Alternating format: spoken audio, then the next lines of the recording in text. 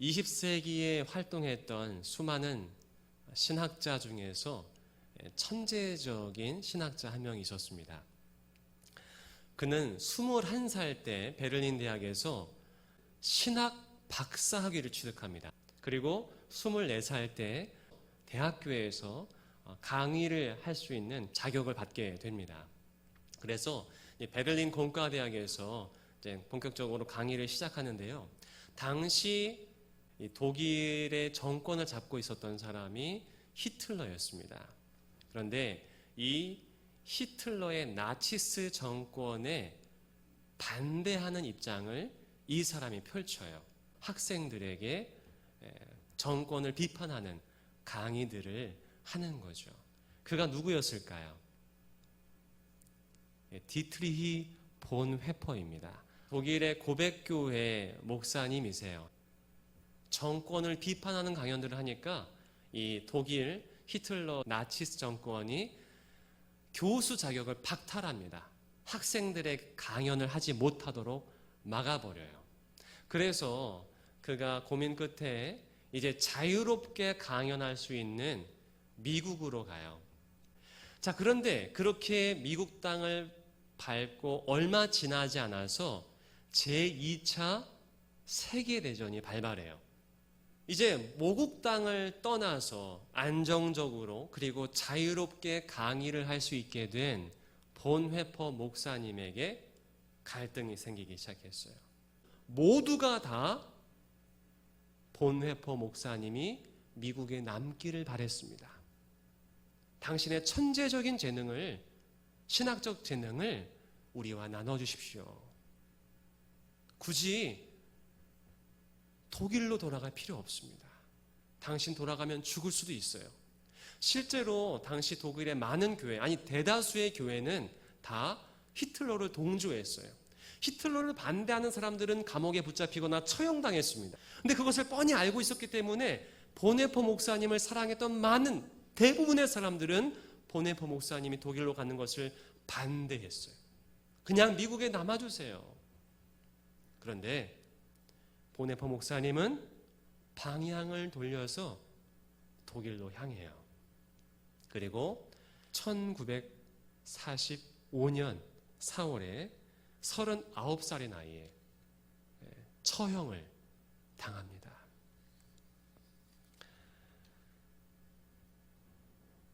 만약에 보네퍼 목사님께서 미국에 남았다면 그는 큰 명예와 또한 신학적인, 학문적인 업적과 성공을 남길 수 있었을 거예요.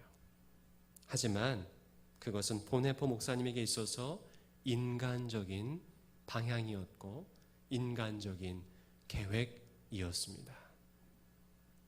보네퍼 목사님은 넓은 문, 큰 길이 아닌 좁은 문, 협착한 길을 선택하셨어요. 사람의 뜻이 아닌 하나님의 뜻을 구했고 그 뜻을 따랐습니다. 삶의 방향을 사람들이 바라던 성공의 방향이 아닌 하나님의 뜻을 구하는 믿음의 방향으로 돌린 것이지요.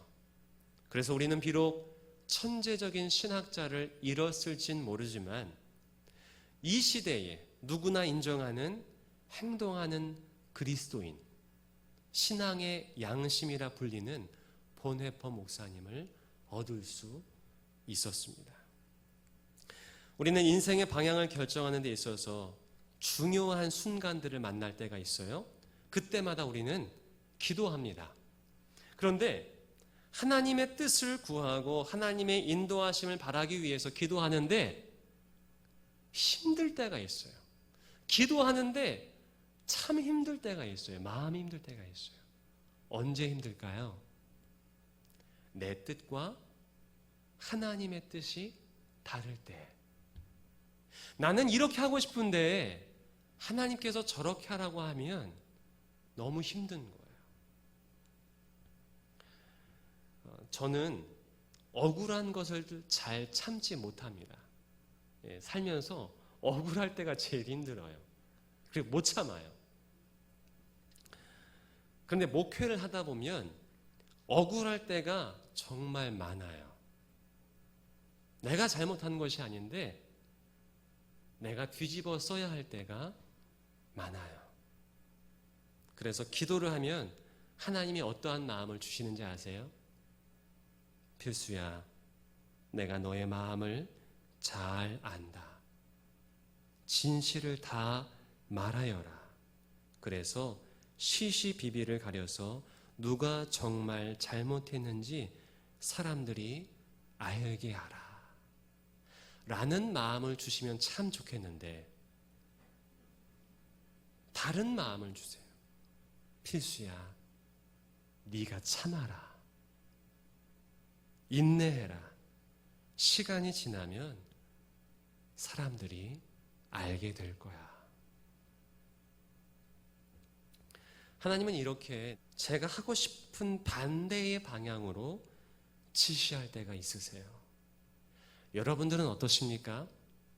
하나님께서 늘 여러분들이 하고 싶은 대로 그래, 그렇게 하거라 라고 하시던가요? 아니에요. 늘 우리의 마음과 생각과 뜻과 반대로 말씀해 주실 때가 많습니다. 지난 시간에도 언급해 드렸지만 요나에게 하나님께서 한 가지 명령을 하세요. 그 명령은 무엇이냐? 니느웨로 가서 하나님의 심판의 말씀을 전하라는 것이었어요. 이 요나에게는 이런 마음이 있었어요. 내가 말씀을 전해서 저들이 혹시 회개하면 어떡하지? 회개해서 하나님의 구원과 은혜를 경험하면 어떡하지? 저 나쁜 나라가 망해야 되는데 하나님의 구원을 경험하면 어떡하지? 라는 이 마음 때문에 너무나 가기 싫었어요. 그래서 니느웨로 가라 라는 하나님 말씀을 듣고 어떻게 했느냐? 우리 요나서 1장 3절의 말씀을 통하여서 그의 행동을 한번 확인해 보겠습니다. 시작. 그러나 요나가 여호와의 얼굴을 피하려고 일어나 다시스로 도망하려 하여 욥바로 내려갔더니 마침 다시스로 가는 배를 만난지라. 여호와의 얼굴을 피하여 그들과 함께 다시스로 가려고 배삭슬 주고 배에 올랐더라. 아멘. 이 성경에 나오는 다시스가 어디냐? 바로 스페인 남서부에 위치한 지역이에요. 당시는 지구가 둥글다고 여기지 못했기 때문에 다시스가 사람들에게 있어서는 세상의 끝이었어요. 세상의 끝. 그리고 당시의 이스라엘 사람들 또 중동 사람들에게는 어떠한 믿음과 생각이 있었느냐? 왕이 한 나라를 다스리는 통치 영역이 있는 것처럼 신도 각자의 다스리는 영역이 있을 것이다 라고 생각했어요. 그래서 이스라엘 백성들에게는 여호와 하나님은 이 팔레스타인과 근방을 다스리시지 저 땅 끝까지는 그 통치력을 못 미칠 것이다 라고 생각하는 거죠. 그래서 요나는 땅 끝까지 가면 하나님의 영역이 아니니까 저 땅 끝 다시스로 가면 괜찮겠지라고 해서 배를 타서 저 스페인 남서부로 향한 거죠. 그런데 어떻게 돼요? 바로 큰 바람이 불고 큰 폭풍이 일어서 배가 부서질 염려가 생긴 거예요. 그래서 사람들이 결국 이 요나를 바다에 던져버립니다. 요나 스스로도 나 때문에 이런 일이 벌어진 걸 알았기 때문에 순순히 바다에 뛰어들죠. 나는 이제 죽는구나. 그런데 그때 하나님께서 큰 물고기를 예비하셔서 물고기 뱃속에서 살게 하시고 그 죽음의 바다에서 구원을 얻게 하십니다. 바로 그곳에서 요나가 회개하죠. 그리고 다시 육지로 올라오게 돼요. 그때 다시 하나님이 말씀하세요. 어떤 말씀을 주시느냐? 다 함께 요나 3장 1절부터 3절까지의 말씀을 다 같이 화면을 통해 읽겠습니다. 시작. 여호와의 말씀이 두 번째로 요나에게 임하니라. 이르시되 일어나 저 큰 성읍 니느웨로 가서 내가 내게 명령한 바를 그들에게 선포하라 하신지라. 3절 요나가 여호와의 말씀대로 일어나서 니느웨로 가니라. 니느웨는 사흘 동안 걸을 만큼 하나님 앞에 큰 성읍이더라. 아멘. 요나에게 동일한 말씀을 하나님께서 주시는 거예요. 니느웨로 가서 나의 명령, 나의 말씀을 전하라. 그런데 이제 요나가 어떻게 합니까? 그 말씀에 순종하여 방향을 다시스가 아닌 니느웨로 돌려서 가지요. 그의 마음이 바뀌었기 때문일까요? 아니요. 여전히 니느웨 사람 싫어요. 그 마음은 변한 게 없어요. 하지만 하나님의 뜻이기 때문에, 내 뜻이 아닌 주님의 뜻이기 때문에 그는 방향을 돌려서 주님의 뜻대로 니느웨에 간 것입니다. 그렇게 순종하여서 방향을 돌렸더니, 그리고 말씀을 전했더니 놀라운 역사가 펼쳐져요. 요나의 말씀을 듣고, 하나님 말씀을 듣고 그 니느웨 사람들이 베옷을 입고 회개하는 거예요. 하나님의 놀라운 역사가 방향을 돌린 요나를 통하여 펼쳐지게 됩니다. 일반적인 유대인들과 달리 이방인을 사랑하고 이방인에게 복음을 전하는 것을 기뻐했던 사람이 있었어요. 누굴까요? 바울입니다. 이 바울은 다른 유대인들과 달리 이방인들에게 복음 전하는 것을 너무나 기뻐하고 그것을 사명으로 여겼던 사람이었어요. 더 많은 이방인들에게 바울은 복음을 전하고자 1차뿐만이 아니라 2차 전도 여행, 3차 전도 여행까지 합니다. 이 경북 지역에서 안동이 어떻게 보면 중심 도시인 것처럼 이 아시아 지역의 중심 도시가 에베소였어요. 그래서 바울은 이제 안디옥에서 출발해서 이 아시아의 중심이었던 에베소로 지금 바로 가고 싶었어요. 지금 바로. 그런데 하나님께서 그것을 허락하지 않은 거예요. 함께 사도행전 16장 6절 7절 말씀, 오늘 본문 말씀인데요. 다 같이 읽어보겠습니다. 시작. 성령이 아시아에서 말씀을 전하지 못하게 하시거늘 그들이 부르기아와 갈라디아 땅으로 다녀가 무시아 앞에 이르러 비두니아로 가고자 애쓰되 예수의 영이 허락하지 아니하는지라. 아멘. 이 아시아 옆에 있는 또 땅이 비두니아입니다. 여하튼 바울은 계속해서 어떻게든 아시아, 저 에베소로 가고 싶었어요. 그곳에 사람이 많으니까. 인간적인 계획으로는 어떻게든 빨리 가고 싶었지만 하나님께서는 돌아가게 하십니다. 그런데 이렇게 돌아가면서 누구를 만나느냐? 바울이 아주 좋은 믿음의 사람들을 만나요. 빌립보에서 만나고요, 데살로니가에서 만나고 고린도에서 만나요. 그리고 이들은 나중에 3차 전도 여행을 통하여서 바울이 로마로 향해 나갈 때 바울을 위해서 기도해주는 동역자였고 바울에게 선교적 후원을 해줬던 후원자들이었어요.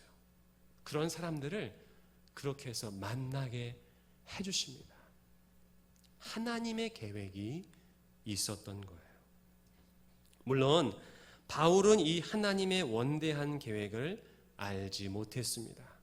하지만 그는 자신의 뜻이 아닌 하나님의 뜻대로 그의 방향을 돌렸어요. 우리는 기도하면서 항상 주님의 뜻을 물어야 합니다. 큰 선택과 어떤 큰 결정을 할 때만이 아니라 작은 것을 선택하고 작은 결정을 할 때도 우리는 하나님께 물어야 돼요.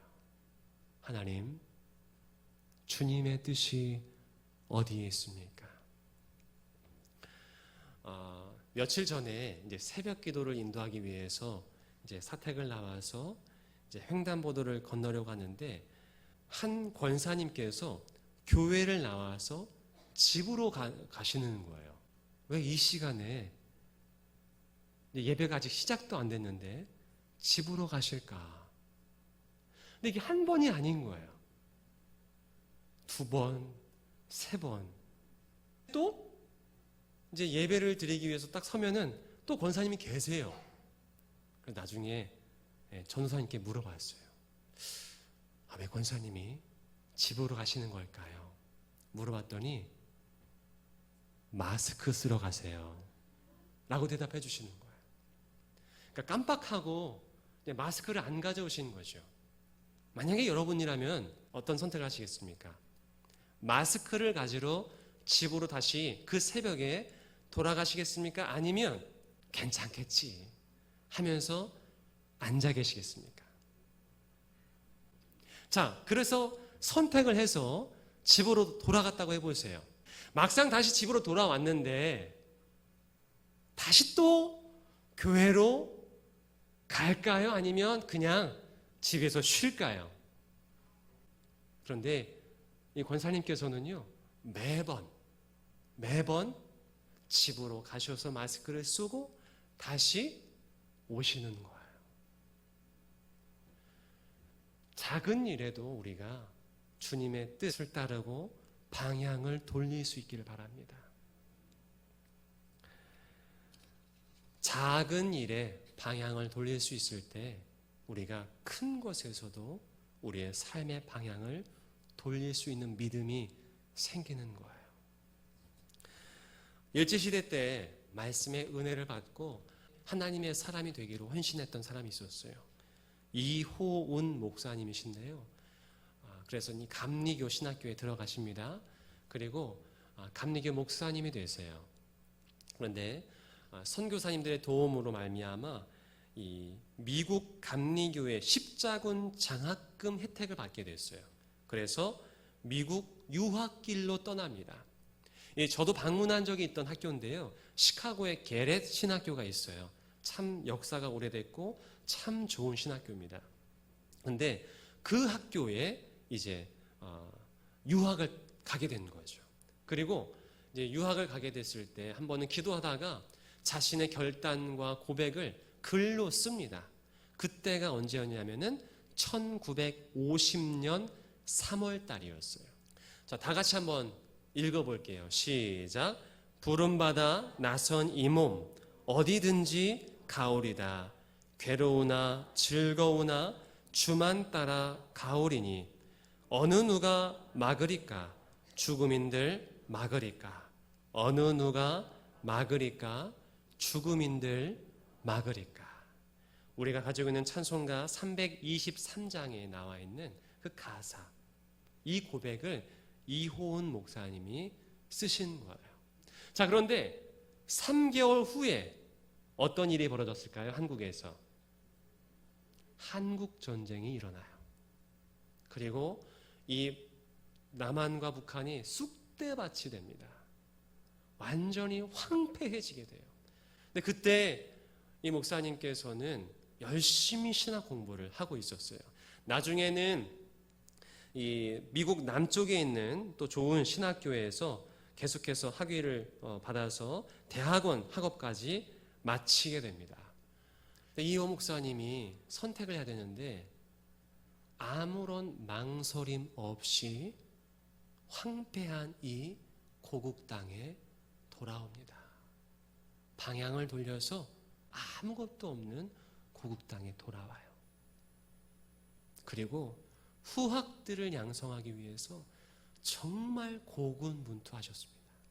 그리고 이 신학교가 이 서울과 혹은 부산에만 있는 것을 안타까워하셔서 대한민국 한가운데 이 중부 지역에도 학교가 있어야 된다. 좋은 학교가 있어야 된다라고 해서 학교를 열심히 세웁니다. 그 학교가 어느 학교냐? 대전에 있는 목원대학교입니다. 이 목원이 바로 이호은 목사님의 호예요, 호. 그래서 이호은 목사님의 호를 따서 목원대학교라고 명칭을 지었어요. 인간적인 계획과 방향으로라면 당연히 미국에 남아야겠죠.